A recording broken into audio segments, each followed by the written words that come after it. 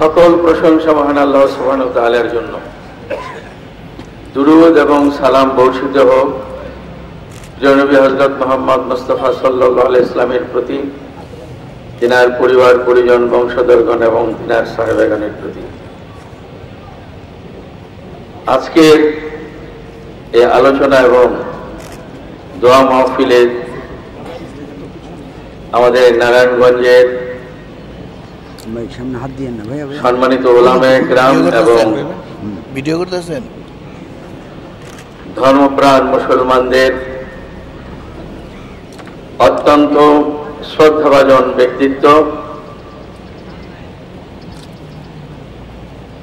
আমাদের দীর্ঘদিন নারায়ণগঞ্জে যিনি দিন প্রচারের ক্ষেত্রে বলিষ্ঠ ভূমিকা রেখে সারা দেশেও শ্রদ্ধাভাজন ব্যক্তি হিসাবে নিজেকে প্রতিষ্ঠিত করতে পেরেছেন।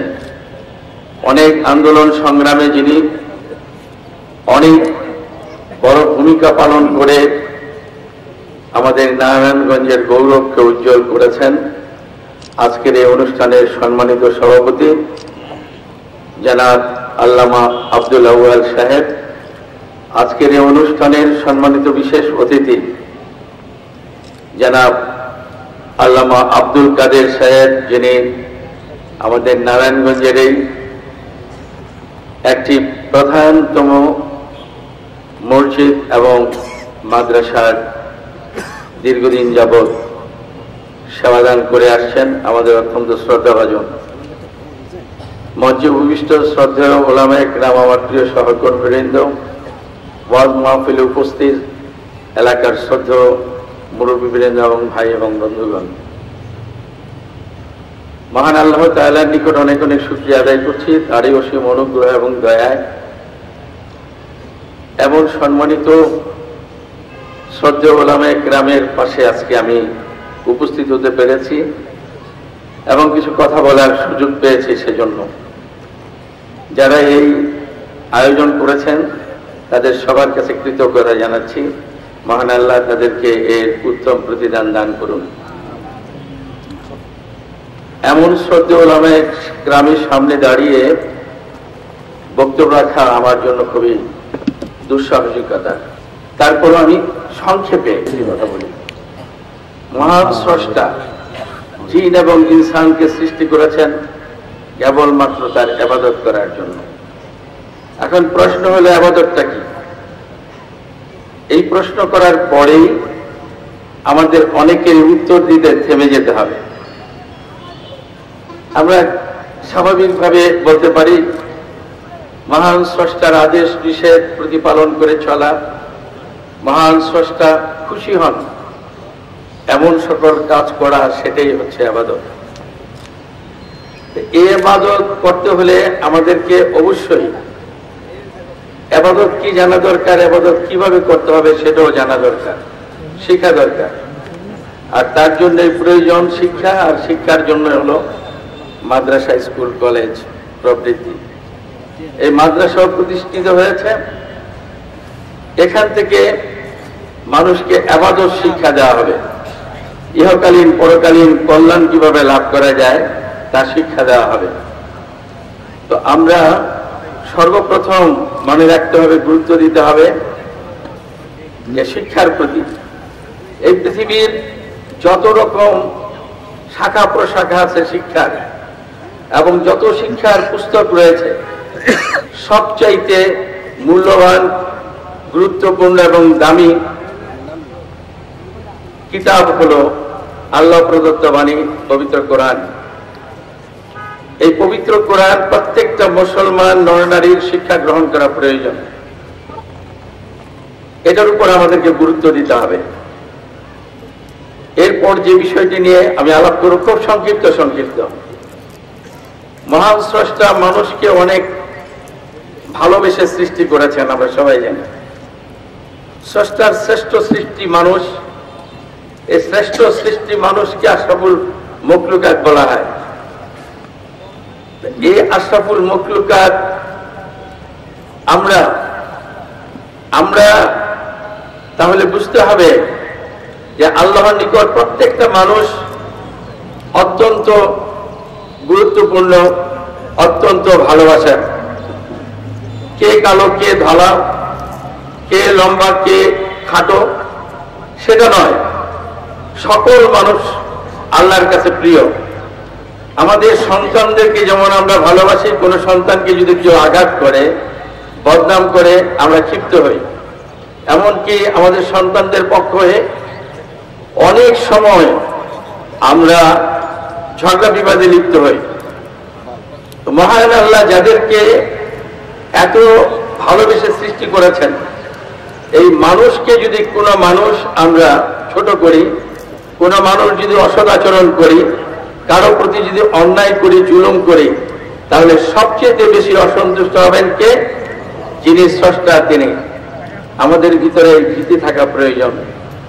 শ্রদ্ধেয় উলামায়ে কেরাম অনেকভাবে অনেক সময় স্বৈর শাসকের দ্বারা নির্যাতিত হয়েছেন, এটা আমরা সবাই জানি। আর এর কারণে আমি বলবো, মহান স্রষ্টা নিশ্চয়ই অসন্তুষ্ট হয়েছেন, যার জন্য ফ্যাসিস্ট সরকারের পতন কেউ যখন ভাবে নাই, অকস্মাৎ হয়ে গেছে।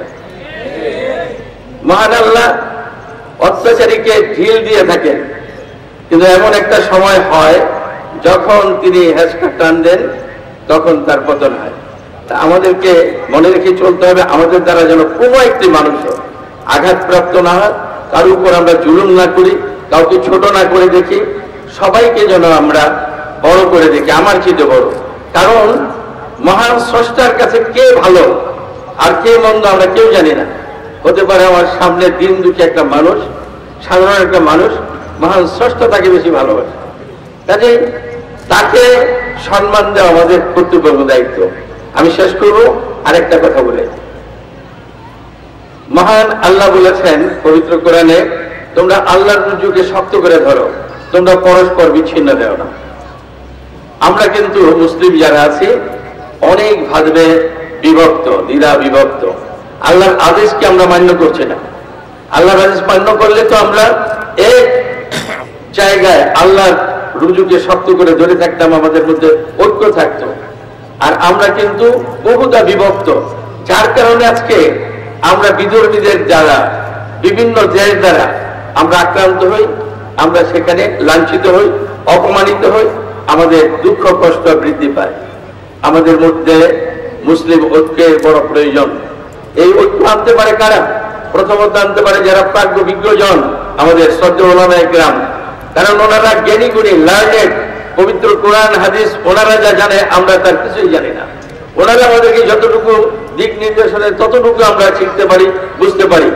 শ্রদ্ধেয় উলামায়ে কেরামের কাছে আমার একটি আবেদন, আপনারা ওই পদক্ষেপ নেন কি করে মুসলিম ঐক্য তৈরি করা যায়, ভেদাভেদ ভুলে গিয়ে ঐক্যের বন্ধনে কিভাবে আবদ্ধ হতে পারি, তাহলে দেখবেন আমাদের বিজয় সুনিশ্চিত ইনশাআল্লাহ।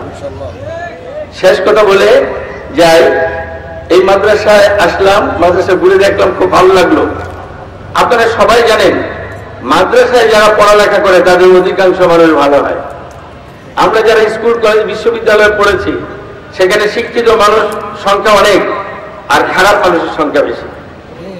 তো এখন রাষ্ট্র পরিচালনা থেকে আরম্ভ করে সমাজের সকল পর্যায়ে নেতৃস্থানীয় জায়গাগুলো, প্রশাসনিক জায়গাগুলো দখল করে আছে কারা? যারা স্কুল, কলেজ, বিশ্ববিদ্যালয়ে পড়ে তারা। অর্থাৎ খারাপ মানুষগুলো এই জায়গায় দখল করে রেখেছে। তো খারাপ মানুষের নেতৃত্ব দেশ ভালো চাইবো, এটা হবে কিভাবে? তাহলে এই সমস্ত জায়গায় ভালো মানুষকে বসতে হবে, তাহলে ভালোভাবে দেশ চলবে, সুখ শান্তি সমৃদ্ধি আসবে, আল্লাহ সন্তুষ্ট থাকবে। তো আমি শ্রদ্ধেয় উলামায়ে কেরাম এখানে যারা উপস্থিত হয়েছেন আমার নারায়ণগঞ্জে, আমি অত্যন্ত সম্মান করি, অত্যন্ত সম্মান করি। বিনয়ের সাথে আমি একটি কথা বলে যাই, মুসলিম ঐক্যের কথা বলেছি। আর এই একটা কথা হলো, এই মাদ্রাসা শিক্ষা অবশ্যই প্রয়োজন কোরআন হাদিসের আলোকে, কিন্তু এর সাথে এমন শিক্ষা ব্যবস্থা পরিবর্তনের আপনারা চেষ্টা করেন, এই ভালো মানুষগুলো যেন রাষ্ট্রীয় সমস্ত পর্যায়ে যে চেয়ারগুলো আছে এগুলো দখল করতে পারে, তাহলে ভালো মানুষের রাষ্ট্র তৈরি হয়ে যাবে। মহান আল্লাহ আমাদেরকে তৌফিক দান করুন। আল্লাহ রাজি খুশি করে আমরা যেন তার সন্তুষ্টি লাভ করতে পারি, ইহকালীন পরকালীন কল্যাণ লাভ করতে পারি। আমার পরম শ্রদ্ধেয় পিতামাতার নামে প্রতিষ্ঠিত MA ইয়াতুন্নেসা ফাউন্ডেশন থেকে এই মাদ্রাসার সাথে আমি শরীক হওয়ার চেষ্টা করব। এই কথা বলে সবাইকে ধন্যবাদ জানিয়ে আমার বক্তব্য এখানে শেষ করছি। আল্লাহ হাফেজ।